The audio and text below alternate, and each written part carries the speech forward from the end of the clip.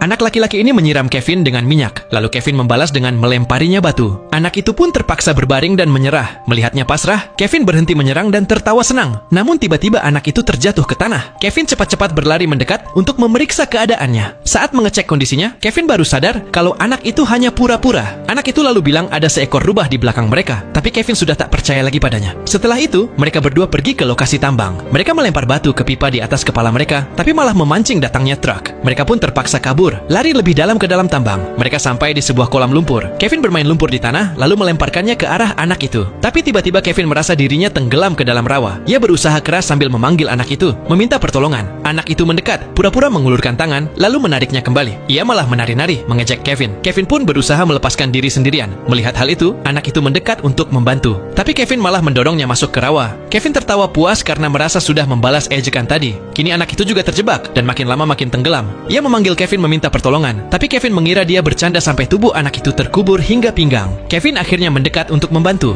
Ia mengambil tongkat dan mengulurkannya, tapi tangan anak itu sudah terjebak lumpur. Kevin melangkah lebih dekat, tapi hampir terperosok juga. Kevin pun memutuskan pergi mencari bantuan. Saat itu rawa sudah hampir menelan anak itu hingga leher, dan ia hanya bisa berteriak keras. Kevin menemukan sebuah truk, namun meski sudah berteriak dengan keras, tak ada orang yang bisa membantu. Saat kembali ke rawa, anak itu sudah menghilang. Kevin pun mulai menyesal. Ia sadar bahwa kematian anak itu adalah kesalahannya. Kevin memutuskan tidak melapor ke polisi, melainkan berjalan pelan, meninggalkan lokasi tambang. Di perjalanan menuju rumah, sebuah mobil berhenti di sampingnya. Seorang wanita baik hati menawarkan tumpangan, tapi Kevin hanya diam. Wanita itu berusaha menenangkannya. Tiba-tiba mobil seolah menabrak sesuatu. Sang wanita turun untuk memeriksa. Kevin menoleh dan melihat seekor rubah. Ternyata anak itu tidak berbohong. Rubah itu memang ada. Kevin pun menangis sedih. Kematian anak itu menjadi luka yang tak akan pernah hilang di hatinya. Kisah ini mengajarkan kita bahwa jika terlalu sering berbohong, pada akhirnya kebenaran pun tak akan dipercaya. Jadi, janganlah pernah berbohong.